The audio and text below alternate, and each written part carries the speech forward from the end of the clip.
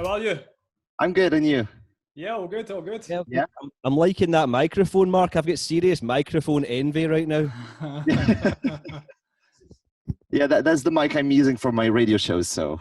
Oh, right, yeah, I like that. You've got to go hands-free, Paul. Hands-free all the way. I know.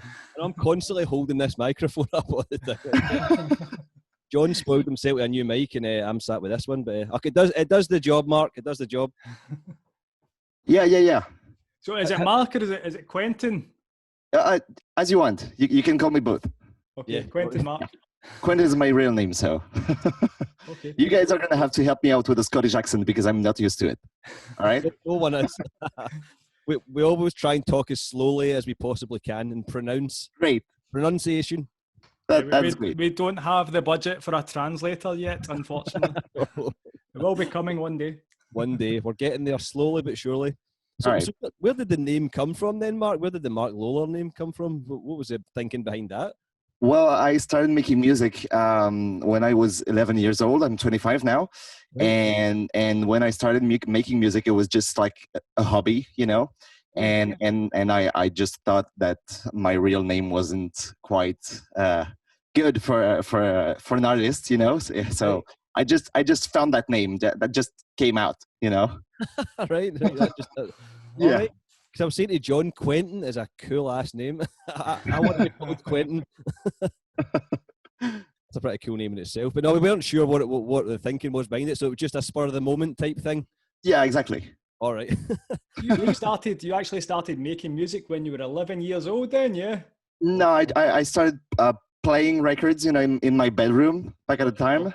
Started buying records, and that's it, because someone in my family was actually DJing also in his bedroom, you know, and I got interested in that. So I started playing records as well.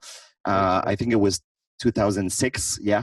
And in 2007 I started actually having like small gigs in France, and meeting. I met some people I'm still friends with today that taught me how to make music, and you know. Awesome. So yeah, I think I started making my own music in 2007, and the first record came out in 2008. Okay. Yeah, it's inspiring to see someone so young, so into the disco sounds. That's what we like to see. Yeah, at first I wasn't really into the disco sound.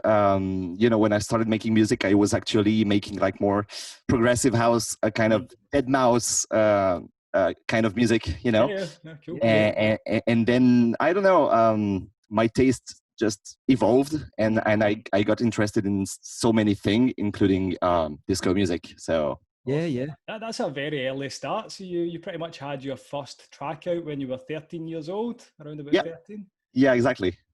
It's incredible. That's unreal. That deserves a congratulations. I think that one. That's brilliant. John, I feel really old now. I feel like it's all in the head. What I was doing when I was 13, I was not making music when I was 13.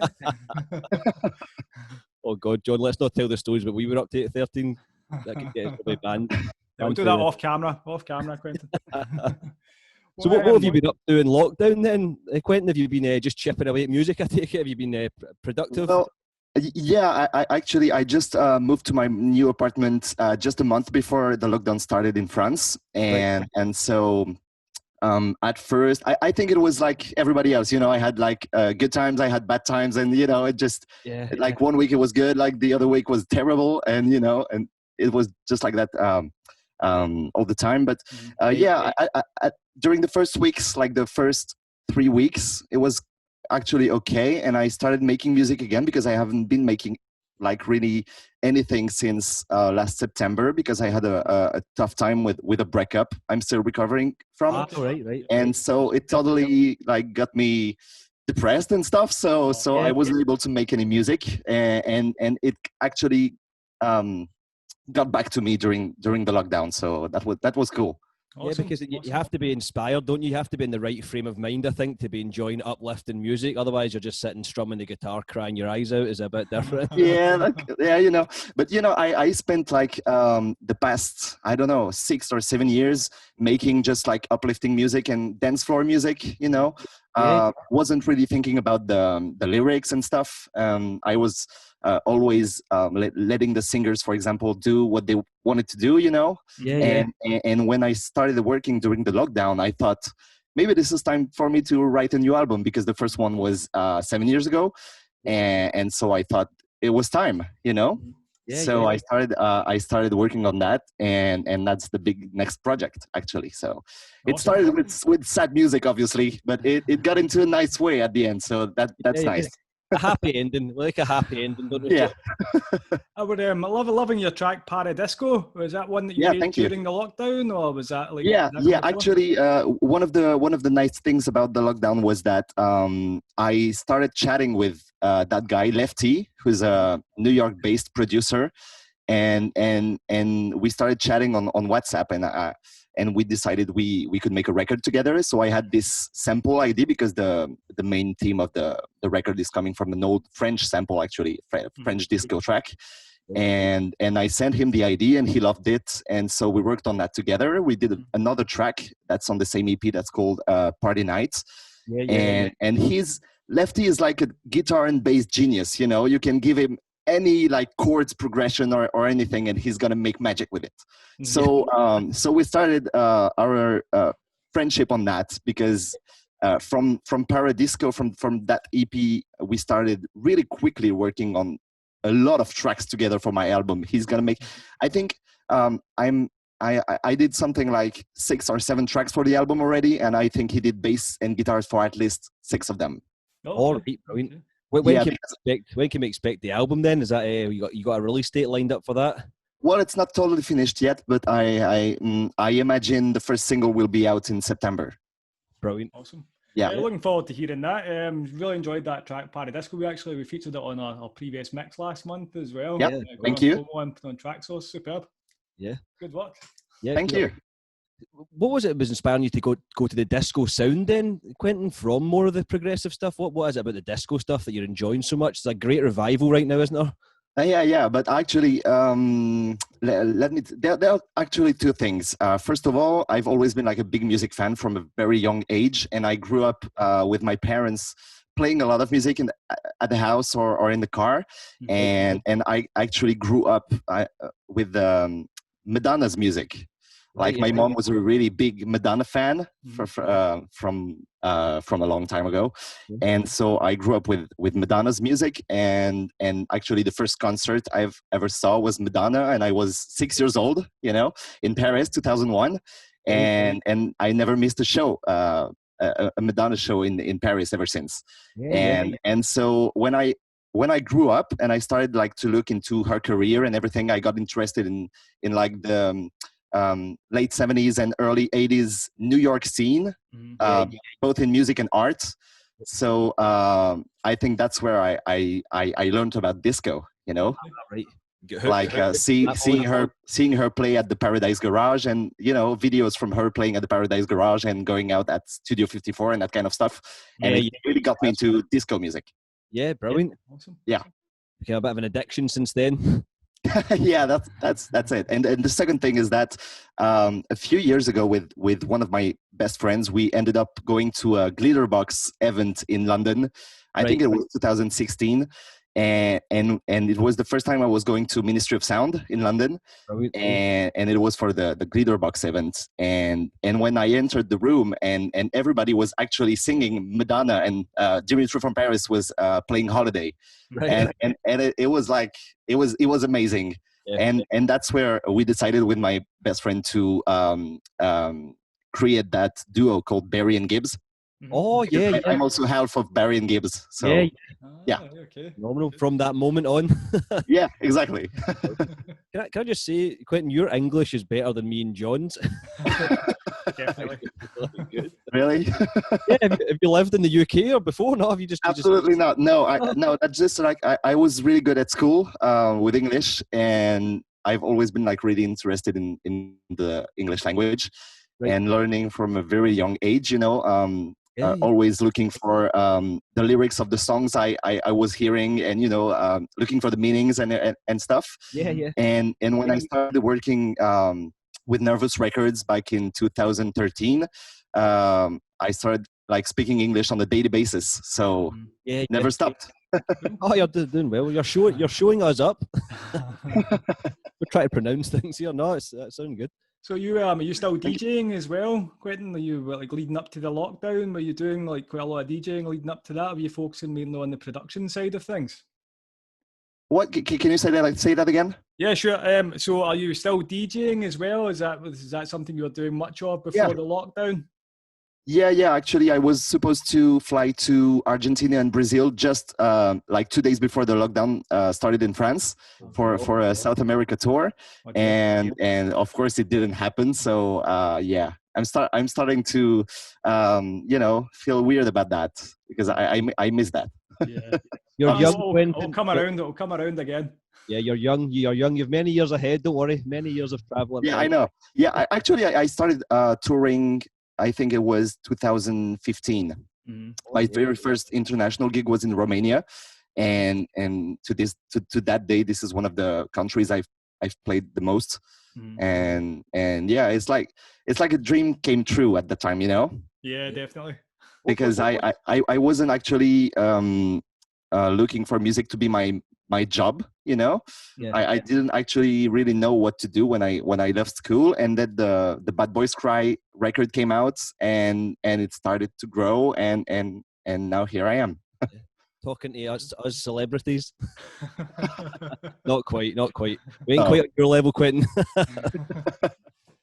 So what would you say is is your main thing? Do you prefer to be in the studio making the music, or do you enjoy more of like playing the music and seeing the crowd reaction to it? Or is it a bit of both? Yeah, it's a bit of both, because obviously if I make music, it's to be played to an audience. So yeah, definitely. Yeah, I really, it's a real pleasure when you actually play somewhere and people are asking you to play your own tracks. You know, like I had this gig in Colombia 2 years ago, and it was a lot of like young people my age, and they were like dying to see me, and that was weird. You know, that was a weird feeling. You know, it was almost like they were waiting for me out of the plane, and it felt incredible when they started asking me, can you play that track or that track or that track of yours? Because that was something that happened before, but not that much. You know, and it's always like a really really great pleasure to hear that. Did you have like a flock of screaming girls at the airport waiting for you, Quentin, waiting for your arrival? No, I mean, no, obviously not. I'm sure when you get to South America, that will change. We'll sort that out for you, don't worry, Quentin. I've got a bit of a question for you, Quentin. I was wanting to ask you, what's your go-to albums? What's some of your favourite? If you had to choose 3 albums only that have inspired you over the years, what's your go-to albums that you always go back to year after year to listen? Well, the fun thing is that I'm not listening to a lot of house music and new disco music out of what I do. You know, I'm actually listening to like a lot of things. Right now, I'm into some French pop music. You know, for example. But if I had to choose like my favorite albums of all time, obviously there's a Madonna record amongst them. The first of one being Ray of Lights. Like it's my number 1 album. It's the album I listen to when I'm sad, when I'm happy, when I want to dance, whenever I want, you know. And I also really love Origin of Symmetry by Muse. Oh yeah. Right. Quentin. Yeah. So that's really like 2 really different records, but I have tattoos actually. You know, this is the Ray of Light record, and I also have the Origin of Symmetry right here. Right. So yeah. Those are like my 2 favorite albums of all time. Okay, is that like your biggest inspirations, you think? Maybe not inspiration, because I can't say I'm making like rock and roll music, for example. But you know, but I did go into some of some of the Ray of Light tracks for my next album, like finding small sounds to take inspiration from, and you know, that kind of stuff. So yeah. Okay, we need to listen out for those. Yeah, I didn't mean to drop that. That's quite a hard question to drop on you, but I thought I would ask it because it's interesting to see what inspires other artists, and because normally it isn't the obvious at all, is it? So it usually is something completely different to what you expect. You know, it's like those go-to albums that you go to year after year, basically. Yeah. John, I won't spring the question on you. I'll ask you that another time. You can have a think. I'll need to think about it. So for your music production, Quentin, obviously you started when you were really young. How did you get started? Like, did you start just on the laptop with like Ableton, or how did you actually get that start with making the music?